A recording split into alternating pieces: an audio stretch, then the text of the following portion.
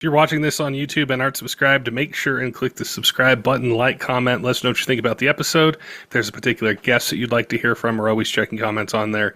Love to be able to get your feedback and then get them onto future episodes. Plus, we see a lot of you guys who are viewing the videos aren't subscribed. If you want to stay up to date on the latest information in diesel, with parts, with emissions news, make sure you subscribe and turn on notifications so you get the information first. Today, I'm going to be chatting with Eric from Rislone, and we did an episode recently. There were dozens and dozens of questions that you guys had about removing DEF crystals. So today, he's going to be answering your questions. I look forward to being able to ask them and then learn along with you guys. Before we get to it, I want to give a shout out to one of our sponsors that help make the Diesel Podcast possible. Kershaw Knives has a 40% off MSRP code for you. If you go to kershaw.kaiusa.com, use code 40 TDP 2024. Get 40% off retail.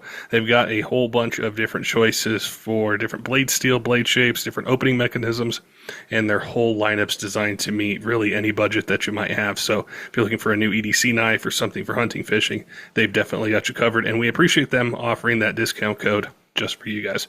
All right, let's get to today's podcast with Eric from Rislone and answering your questions about removing DEF crystals. Eric, welcome back to the Diesel Podcast. I enjoyed our chat not too long ago about removing DEF crystal buildup on our newer diesel trucks with SCR systems. There were a ton of questions that we got on YouTube and social media, and I thought it'd be great just to sit down with you, chat a bit about them, ask some kind of specific technical questions. So I look forward to chatting with you today. Absolutely. Thanks for having me back on.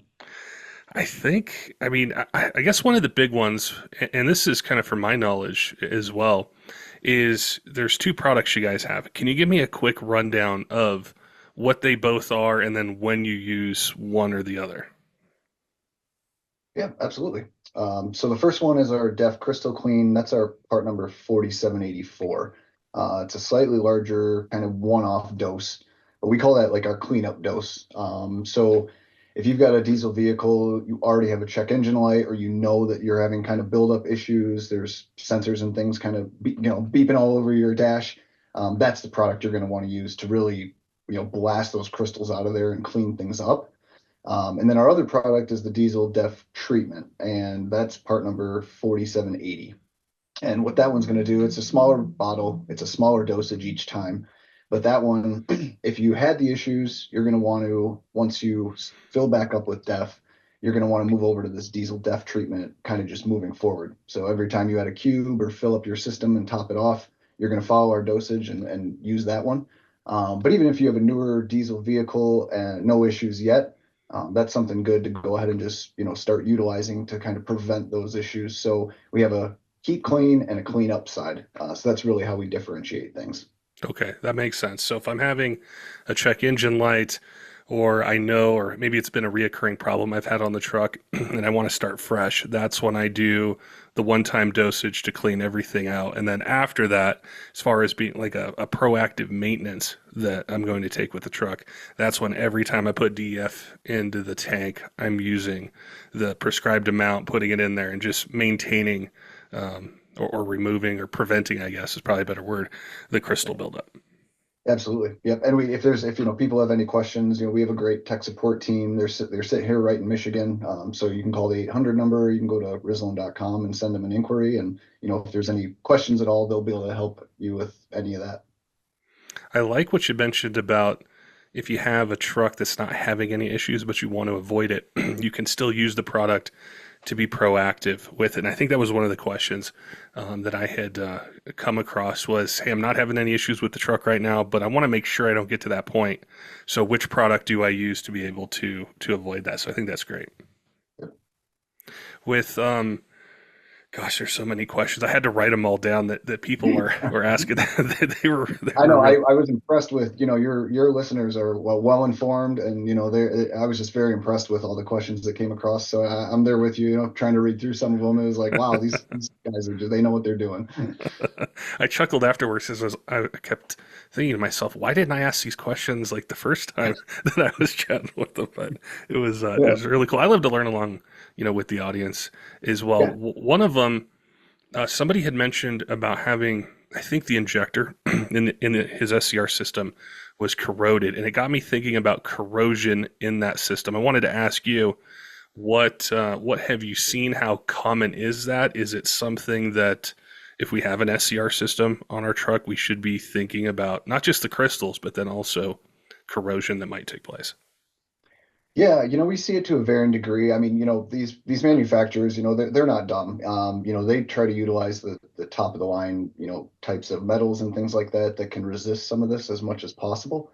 But DEF by its nature is pretty alkaline, so it's got a fairly high pH. So, in those situations, you can get alkaline corrosion. We've seen it to some degree, but as far as I can see, there's no make or model or specific years that have it really worse than others at this time. But it's something that we are continuing to test as on an ongoing basis, just to kind of make sure that we're consistent in our answers with that stuff. But our diesel DEF treatment, with the way that works and the surfactants that we have in there, it's not. It basically can create a layer of protection against some of those metals and the components that are inside those systems. So depending on the severity, there is some benefit to our product to help with some of those corrosion issues that can possibly occur. Yes. That's what I was going to ask you is with these products, do they help a bit with preventing that corrosion? Because I think if I had one of those newer trucks and I'm not having any issues now, I want to avoid having to replace something in my SCR system or anything like that. So I'm looking out ahead, and that was going to be one of my questions was, do you guys address or try to help prevent that corrosion? Yep, definitely. Like I said, then just the nature of the surfactant that we have in there, it does a great job of just helping to prevent some of that. And again, we test our products when we kind of first launch them, but after, we continue to do so over, different intervals. So, our products are always being tested over long term, just so we can update things. And as we, people like your listeners, when they, I have this vehicle, I have this issue, that's something that we can look into further and kind of connect the dots. One of the really cool, it really wasn't a question that we had Um, gotten on YouTube, but it was a statement that a listener had mentioned was he had some issues on his truck with a check engine light, and I think he had taken it to the dealership, and I believe they had suggested replacement of different components in his SCR system. And he heard the episode, he went out, he bought the product, used it as prescribed, and it got rid of the check engine light. And it's been running good so far. I think it's been about a week, 10 days or so. So it was really cool to hear somebody take the information that you guys were talking about. He had an existing issue. I doubt that the dealership was going to warranty the components or the parts that he had, but to be able to address that to keep the truck running was really cool. And it really connected for me the product to the end user and some of the frustrations or the challenges they can have with their trucks going into failsafe, like you mentioned before, or Yep. a big repair bill. Yes, yep. And when it comes to these emission systems, there's nothing that comes cheap. I mean, just for them to even say the word, we have to tear into this, you're looking at a couple grand, probably at a minimum. So yeah, that's great to hear. And our uh our tech support team has been great about, giving us feedback. And I'd say ever since our first podcast, we've gotten a whole lot more inquiries with questions and then the same types of stories. So that's fantastic to hear. There were a couple listeners. They asked about as far as removing the crystal buildup. I heard a bunch of different things. Somebody said just run distilled water through the system or water. Somebody else had mentioned someone told them to run, I think it was a half gallon of white vinegar through it once a year, something like that. I wanted to ask about using something like water Yep. to be able to remove the crystals. Does that work? What are the downsides, if any, to it? What have you guys seen in R&D and testing? Yeah, I mean, water might help to some degree to help with some of that, but one of the dangers you're going to start running into is, with a lot of those vehicles, and I know we talked a little about it before, how technically advanced some of their sensors are. Um, if you're adding just water to that, that urea has a specific ISO spec, like we discussed, 32.5% urea, and the rest is water. So if you're adding just water to that, you're getting yourself out of that spec, and you might cause more issues than what you're trying to help, just because the truck's going to know that, or vehicle is going to know that, you just threw off that balance in there and something's wrong. So it might throw another code that puts you into limp mode and basically force your hand on that.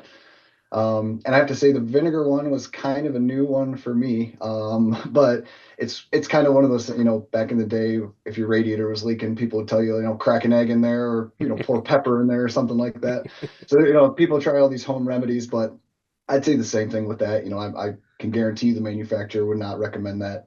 And again, you're going to throw off the balance of that urea water content. And then also, I would say, between water and vinegar being added, you're throwing off that pH. So you would probably more likely lead to furthering that corrosion that we were discussing earlier. I mean, vinegar is extremely acidic, and it's just something that we definitely would not recommend that people do that, and stick with something like our product. In our testing at our proper dosages, if you follow our instructions, we can prove through our lab, and we've done some third-party testing, that it will not take it out of that ISO specification. So, the vehicle sensors, everything kind of just stays on balance. So that's why we would definitely not recommend adding water or vinegar or really anything other than a product that we can provide you. I'm glad you mentioned that because that was another question somebody had was if I use this product, does it throw off the ratio of DEF and will I get a check engine light from it? Could you expand on that a bit more as far as kind of the formulation of the product, the dosage of it, and how you guys have really focused on it maintaining that ratio and not throwing, a check engine light or failsafe or anything like that. There's a lot of, I think, curiosity with using the product all the time and making sure it's within that Right. range. Right. And that's, with our dosages, we kind of looked at different size vehicles, kind of what the average range of the capacity of their DEF fluids are. And that's really, where we started from, was looking at, okay, we obviously want a product that is effective and does what we claim that it does, but we want to make sure that it's not going to be throwing off those sensors. It's not going to be taking that out of that ISO spec. So, we went through, I mean, we've gone through 2 to 3 years now of R&D, different formulations, different concentrations. So in the end, we really got down to what is, basically most bang for your buck, but will also not cause any further issues with those sensors and things like that. So, between us and then we've done some third party, like I said, testing just to kind of verify all of our results. So we've got basically, best product we can get, and won't cause any further issues. When you guys are doing the testing, this is just a question of my own I thought of right Yeah. now. Um, how I think about long term, and I think about people holding onto their trucks, and I guess this kind of stems from a comment that I saw somebody had like 430,000 miles on.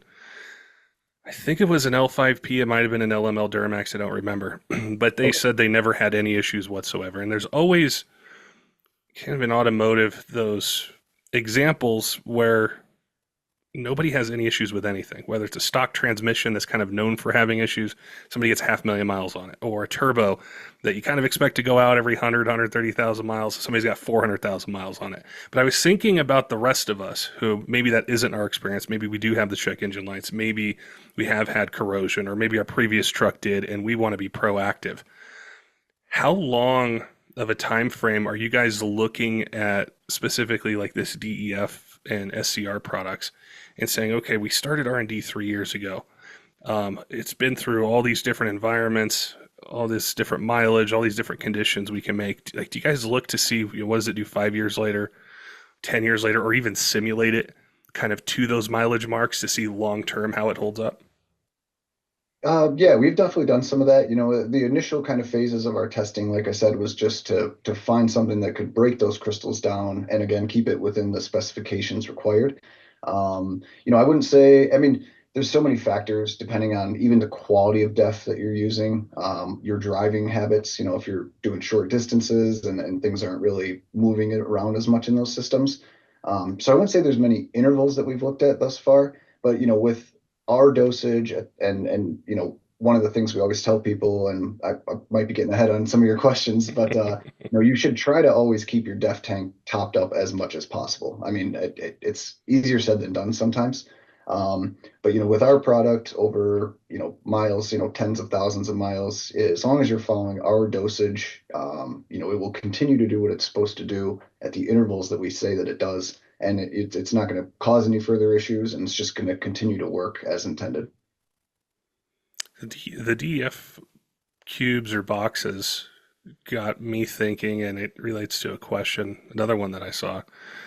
Somebody said, how do I try to find the newest kind of batch, the newest, freshest DEF? And last time you talked to us about going to different different places, finding it for the testing that you guys are doing. What recommendations would you give somebody to try to find the newest like cube that they can find? And then Yep. also, I think even looking around and seeing like where is it stored? Is it stored like towards the windows where the sun's beating Yep. on it?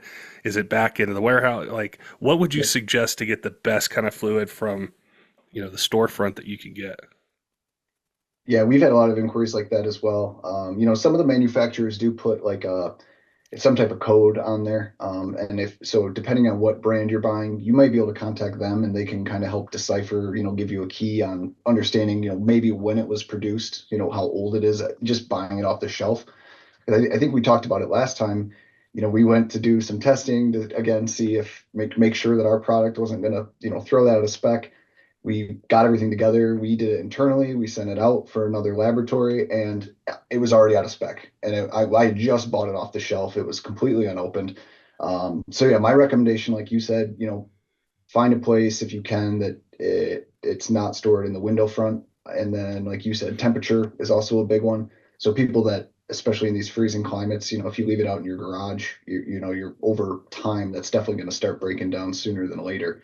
But even if you're in like an automotive store, I tell people, I would ask them, when this was last even brought in on a truck, if they've got a one that's just been sitting there for months and months, there may already be issues with that cube.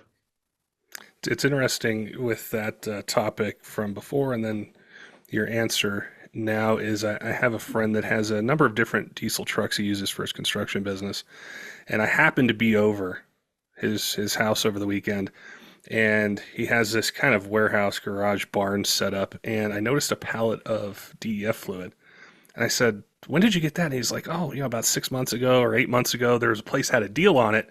So I figured, hey, I would just stock up on it. And it got me thinking about what you mentioned with kind of shelf life. I don't know what conditions, he typically stores it in or how it was before, but it opened up a whole conversation about has it degraded or is it not as good, or is it not going to do a good enough job, or what kind of issues could he have? And actually directed him towards the episode to listen more. But I think that can happen a lot too. Is you want to stock up on it. You don't want to have to stop just out of the blue to pick it up. So you pick up more, and I think being able to decipher those manufacturer production codes would really really be helpful if you're going to stock up on it. Is that something you do with all the R&D and things that you're doing? Like, do you try to just get as many varied kind of cubes as you can to see, or is it a challenge to kind of stockpile it for the work you're doing every day?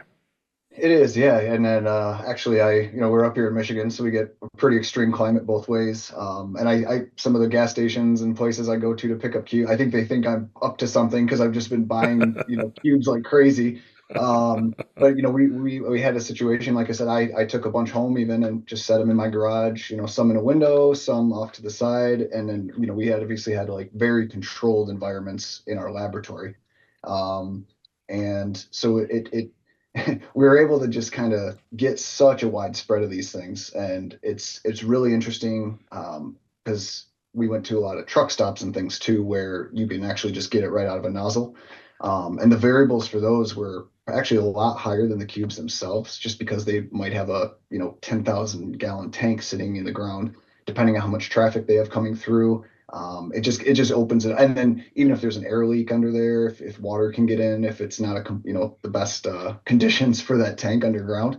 So yeah, it's really interesting just how much there is out there and how variable it is considering how tight of a specification they do actually have. Common question we get from you guys a lot is, hey, I need a diesel engine. I either, I can't wait this long to get one, or normal place I get stuff from it just takes too long, or they don't have the parts in it that I need. Maybe my truck's not stock, or I tow heavy with it. I don't want to go back with just a stock engine. DFC Diesel is a sponsor of the podcast. We worked with them, hand in hand on doing episodes, answering technical questions. They have a complete lineup of Cummins, Duramax, and Power Stroke remanufactured engines that are set to a standard of ISO 9001 2015 standards. which is a huge deal in the aftermarket. And there's certain levels of quality testing, validation that are required for that. So, when you get one of those engines, the type of quality that's built behind it with an industry leading warranty that's really comprehensive. And, the other thing with that is, sometimes the options that are out there, it's a basic OEM engine. You want a little bit more. You don't want to have the same failure again. So there's a bunch of different series of engines that they have, from core, street, tow haul, and also the Speed of Air series, which we've covered on the podcast before. There's a lot of really cool benefits to it. And if you have questions about that, reach out to them. If you don't know the type of engine that you're looking for, if you go to dfcdiesel.com, there's a ton of info there. You can send an email or you can reach out to them. Also, they're working with Speed of Air pistons, which it's the only piston that pays for itself. And there's a lot of really cool technology behind it. So you can add that into your build and be able to get better fuel economy, increase power, increase torque, and better engine life out of it. Some of the most common engine applications or series of engines that they have with that lead time, a lot of them are in stock or they have really short lead times. So you can check your favorite retailer or go to dfcdiesel.com, check them out, see what's in stock, see what you can get. If you have questions, maybe you want to do, something that's outside of the normal series of engines, they have tons of choices for rods, cranks, pistons, valve train upgrades, tons of different things. So if you're in the market, definitely make sure and head on over and check them out. It's interesting that you mentioned that because as a diesel enthusiast, I've kind of gone through phases from when I just owned a truck to when I worked in the industry to doing a podcast. And for half of it, I guess relating to diesel fuel, which I know is a little bit off topic, but I think it relates to this. I never thought anything about diesel fuel. I just thought it's all the same. It's all good. I go anywhere I want to fuel up. I don't have to worry about it. But through doing episodes, learning, that quality can vary from station to station with, different contaminants that can be in it, things we can do on our own to be proactive. So it's synced up really well to help me understand the DEF fluid issue. Just understanding that there's so many variables. I have $100,000 truck. I want to remove as many variables as I can so it runs as well as it can for as long as it can. Oh, yeah. One another thing I tell people, on a personal level is, you go to a bigger box store, you can go online and they do sell for maybe around $20. They sell these it basically looks like a turkey baster and it's a similar kind of mechanism to like a coolant tester. But it will tell you, if your DEF is good or not. And I would say that for the $20 you'd spend on something like that to potentially save yourself thousands of dollars of issues, like you were talking about your friend that has all those diesel vehicles, that's something before I even put it in, take 15, 20 seconds, do a quick test on it just to make sure that it's exactly what you need. So that's a recommendation that I always give people. That's really good advice. Do the OEMs or any feedback or things you guys might hear, do they take a stance on adding a DEF fluid additive to the system? Is there, I don't want to say, is there any collaboration, as I don't know, but I'm just curious if there is any OEM feedback from the big three, or even you guys deal with a lot of diesel vehicles outside of Ford, GM, and Ram. Do you guys hear anything from the manufacturer level? To some degree, we are part of the ASTM D15 committee, and we get to give input on ASTM testing, and then that D15 they cover coolants and now DEF as well, and there are a lot of tests and things that they're kind of working on. That as these systems are getting more complex, and then more and more people are coming back with these issues, there hasn't been a whole lot of ASTM or SAE types of actual testing beyond just looking at that urea water ratio. So there's definitely a couple things upcoming, but as far as some of the manufacturers of DEF and things like that, same as with like oils, they always say you don't need an additive in your oil, but these are the same companies that sell oil and they also sell their own brand of oil additives. So it's kind of a it's who do you listen to really? Right. So I would say there's definitely some development that we're involved with, but other than that, there hasn't been much of an issue like per se with our products. So. This was a great question. I'm paraphrasing it, but the listener who had posted it or commented on YouTube did a great job going through it. But he wanted to know if Rislone was working with the industry to set standards for like DEF quality, mixture, anything like that. I think he was really interested and impressed with the information, and I'm sure he went to your guys' website and did some reading. But he was curious how you guys work within the industry to either try to set standards or try to make things more standardized. I guess across the DEF SCR system. So I wanted to ask that, and I'm curious as well. Kind of what you guys do on that front. Yeah, no, and I got a little ahead of myself, but that ASTM D15 committee, like I said, that DEF was added to that, and it also covers just cooling systems and coolants in general. So they're involved heavily with unrelated to this, but with like electric vehicle, their types of coolants and things that they need, since it's could be a different type of coolant that helps to keep their inverters and things like that cool. But with DEF being added to that over the last 2 years, there has been some collaboration that we've been involved with that industry. And that's, the ASTM, most people know them as just kind of being the standard for scientific testing methods. So yeah, we've definitely been involved heavily in some of that, and there's definitely going to be more to come.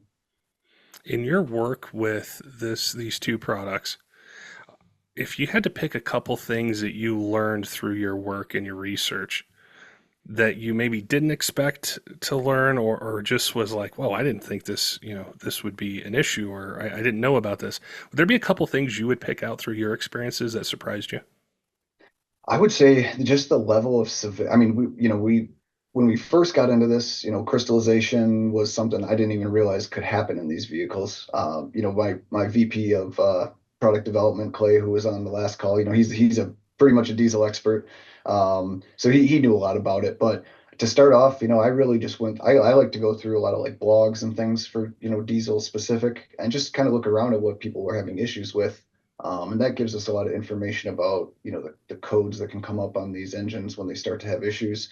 But I would say just after that point, going around and searching the internet, just seeing the how severe some of this crystallization can be. I mean, you see these pictures of some of the SCRs and things that they've pulled out of these vehicles and taken pictures of, and I mean they are almost completely blocked up, and it's almost miraculous that they continue to run. I would say that was definitely a big one. And then, like I said, I think another one that was surprising was just how quickly, depending on how they're stored, those cubes or just DEF fluid in general could fall out of that specification. I figured, it's in a sealed bottle. It's in a bottle and it's in a box. What could the variables really be? So that really kind of just blew me away during that time as well. I think it really helps, like with what you just mentioned in our conversations, is for truck owners to understand it. Because I think I always thought like that. That's why had never really had a podcast episode about DEF fluid and its condition and crystallization. Because I just, like you, I took it for granted that it's sealed, it's in a cardboard box, it's going to last forever. I don't have to worry about it. You just, fill it up and go. But Yep. then through research and just reading people's feedback, it is a major problem out there. Yep. Absolutely. Yep. What would be three things you would tell somebody that would help to maintain their DEF SCR system? Whether, I think, to avoid the issue of my injector's corroded, I need to buy a new one, or I got to go buy all these parts from the dealership. Before you get to that point, what would you recommend that they do to maintain it? To start with, I mean, high quality def, from a reputable source, you don't want to be buying def from somebody in a parking lot somewhere or anything like that.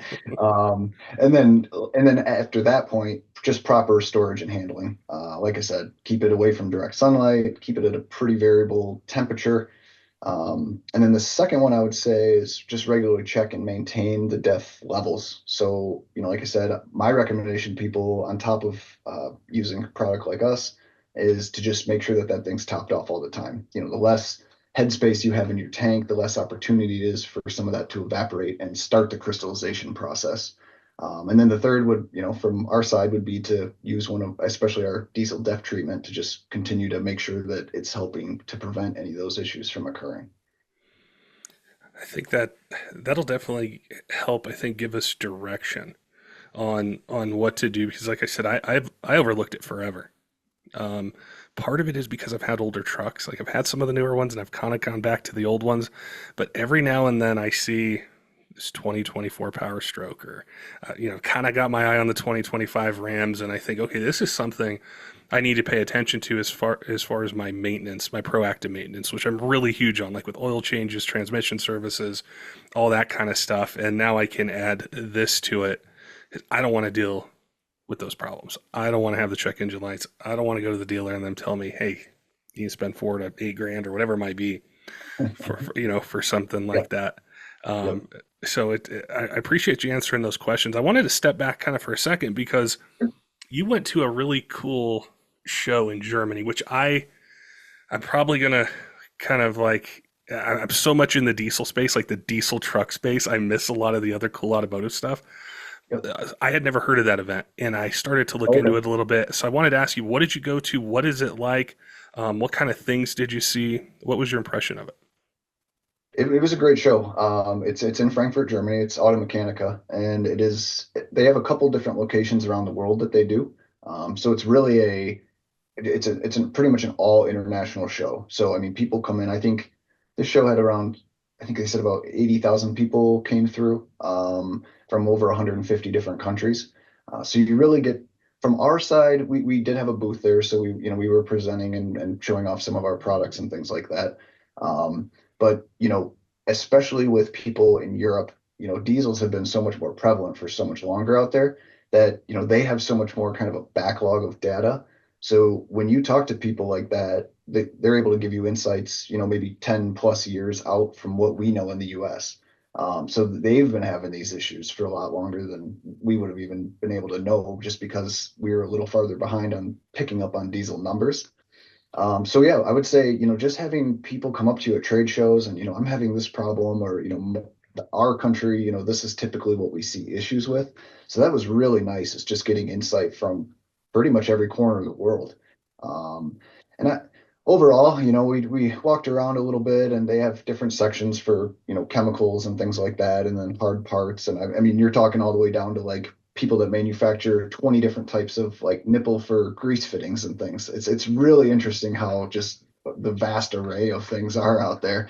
But with everything going on, there's a good amount of hybrid electric type stuff, cooling and just different components. And I think with that world, it's still kind of the Wild West, which, I'm sure with your diesel listeners, they're not too interested in much electric stuff going on, but they're, it's just really interesting some of the things they're doing there. And then there was quite a bit about these emission systems. They're talking about adding in the future, potentially even some extra types of filters and things like that, an extra DPF filter in line just to really cut down on these emissions. But it's hard for people to get on board with things like that just because they see it as you're adding hundreds, potentially thousands of pounds to your vehicle, and just to help with the emissions. Which depending who you ask, some people like it, some don't. But yeah, it was a really great show, and they're like I said, they're all over the world. And any of your international listeners, if they ever get a chance to attend, I would say go check it out because it's pretty much it showcases really what's coming and what kind of the newest technologies that people are coming up with. It's a great show to attend. I like the I like the international aspect to diesel powered vehicles, and because I think here in the US, me admittedly, when I think of diesel, I think of a Power Stroke, a Cummins, or a Duramax. I think of semi trucks and equipment. But then, to me, that's just my perception. In Europe, you have decades of more experience with passenger cars and other types of vehicles where I'm sure that the feedback, the information, the products that clients and customers might be asking for could be different. Is it an extremely varied sort of marketplace between US diesel vehicles, what people are asking for, and then say Europe, where they have more diesel powered vehicles that are on the road and more time with them? Yeah, I mean, I would say, now that we're kind of catching up to them a little bit as far as, these emissions, the DEF fluids and some of these requirements, I would say, the problems are pretty much throughout the world. But one of the big differences out there, like you said here, you think of a diesel, you think of, a big truck, but a lot of their diesels are small, Volkswagens, Jettas and things like that. I mean, overall, Europe, all their vehicles are much smaller in general. So they have smaller tanks, they might not be going through as much DEF, So I think they have larger issues with storage just because they're not having to fill as much. So a lot of that stuff is sitting on shelves quite a bit longer. But no, I mean, when you really boil it down, whether it's a tiny little, diesel vehicle or some giant Cummins truck, really the issues that we see are pretty much standard around the world. It's interesting. I would definitely like to learn more about the different, not just in Europe, but all over the world, different diesel pickup trucks and really cool things. I did an episode not long ago. A gentleman went to Thailand, and Oh, we were talking about the race scene there, and he was talking about diesel powered vehicles and trucks and cars that they have there, and just how different they are than what we have here. And so I've always kind of been drawn towards diesel power. And then I think with these newer emission systems, there's a tremendous kind of thirst for knowledge for maintenance. I find maintenance is a huge thing. I'm sure you guys hear it all the time of proactive maintenance, wanting to protect, people's investments. So, yeah, that's something definitely that I want to kind of learn more in the future. And I'm sure that you guys will be a great resource for chatting with me absolutely. through all Yeah. your work around this product, maybe other ones. And I wanted to ask you about like your tie to diesel or your relationship with diesel.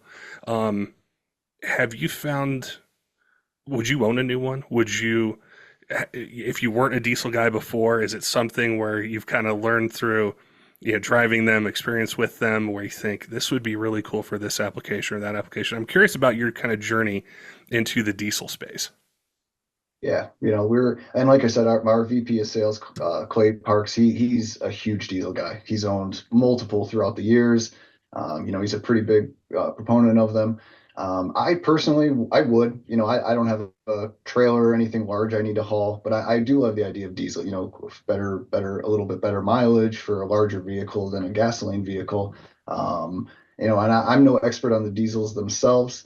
But I would say, over here with him being such an pro, and he's been on blogs and things, and he's constantly doing research with diesel stuff as well. And so we've had some things that are diesel additives for the actual fuel, just to help with keeping injectors clean and some of the parts in the actual combustion system. And I think we're going to get into it in another podcast at a later date, but we do have a newer product as well that is a diesel fuel additive that is actually meant to help keep the DPF clean, because that's another one that once you get beyond the actual DEF system, the SCR, you're getting into another filtration system in the back end, and that's where your regenerations come in, and you're burning off some of the stuff that filter kind of catches. But that's been a huge issue with a lot of the vehicles, and especially in the scenarios like I was talking about, where maybe you only drive 10 miles to work, and you're only driving at maybe 55 miles an hour. You're not pulling a load, so you're not regenerating as often, and those filters can basically just become completely plugged up. And at that point, you get into limp mode and a bunch of other things. So yeah, we've with the way that diesel has been really taking off in the last, I mean, it's always been around, but it's really taken off in the consumer market. So we're constantly tracking issues, and we're constantly doing research to see what kind of issues may be popping up that we can come up with a solution for. Yeah, when I was growing up, I always thought of diesel trucks as like you had to haul with it or as for a construction company or a delivery vehicle. Now I know a lot of people that just drive them to and from work. They might tow something every now and then, but there's a lot of new people that are interested in them want to come into it. And I think the most overlooked part of being a diesel truck owner is the maintenance of it. And it always has been because of the expense of what we're dealing with. Whether we go back 20, 25 years, an injection pump wasn't cheap. A set of injectors, they can cost a lot of money. And that cost has just gotten higher. So people are really hungry to learn what can I do to avoid an $8,000 bill on injectors and an injection pump, or what can I do to prevent some sort of issue with the engine or the fuel system. So there's a lot of questions, a lot of inquiries with it. And I think with this DEF crystallization issue, I really appreciate you guys highlighting it for me because it wasn't on my radar for so long. But through the feedback from our last conversation, I realized there's a lot of people that they know a lot about it. They have questions about it. They were asking about ratios. They were asking about tons of different things. So it's in their mind. Yeah. So I appreciate the work you guys have put into it. If people want to check out these products and the other ones, and maybe even ask questions, is going on to the Rislone website the best place to be able to do that and find out information? And then if they have questions, reach out to you guys. Yeah, absolutely. Yep. You go to our website, you'll be able to find, these two products. They have their own kind of product landing pages. We do have some, frequently asked questions that you can take a look at. Just so if you have a question, it might be there already. And then we do have our tech sheets, so it gives a little bit of information about the product, what it does, some of the codes that we kind of say we guarantee that will help you clear up on those. So yeah, I would say go to the website, check out, do a little bit of research up there, and then if you do have any further questions, you can reach out to tech support. And if it's a question that stumps them, it would probably even make its way through to myself or my boss. So we'll get back to you, and we'll have a solid answer for you. Absolutely. Is there a where people can purchase it on the Rislone website if people want to find a store near them, or like a retail chain where they can find where it's sold locally to them? Yep, we do have a section up there you can put in your zip, and it'll give you pretty much everything around you that has this in stock currently. Very cool. Well, Yep. I appreciate your time today, Eric, and answering those questions that our listeners had. I'm sure there'll be more after this, and I'll make sure and jot them down to ask you guys. But I appreciate the information, the answers, and then also the insight. Like I said, I'm glad you guys have brought this to the forefront. I'm glad we're talking about it, and people are able to be proactive with doing stuff to their truck so they don't end up with that expensive repair bill. So it was great to chat with you today. Absolutely. Thank you for having me. Don't forget, diesel fans, make sure and head on over to kershaw.kaiusa.com and use code 40TDP2024 for 40% off retail. If you're in the market for an EDC knife, something for hunting, fishing, around the job site, around the house, they've got you covered with a complete lineup of different choices, different blade steels, blade shape, different handle designs, different opening mechanisms, and their whole lineup is designed to meet any budget that you might have. So we appreciate them offering that discount code just for Diesel Podcast listeners. And if you're in the market, use that code, get 40% off retail. Also want to give a shout out to some of our Patreon supporters, Tyler Loewen of 23 Diesel, J Cole, CUTTERUP Rob, all of our other Patreon supporters, all of you who subscribe on YouTube, podcast apps, follow us on social media. We appreciate all your support here in year 8 of the Diesel Podcast and look forward to bringing you more of the content that you want to hear in 2024. Till next time, keep the shiny side up.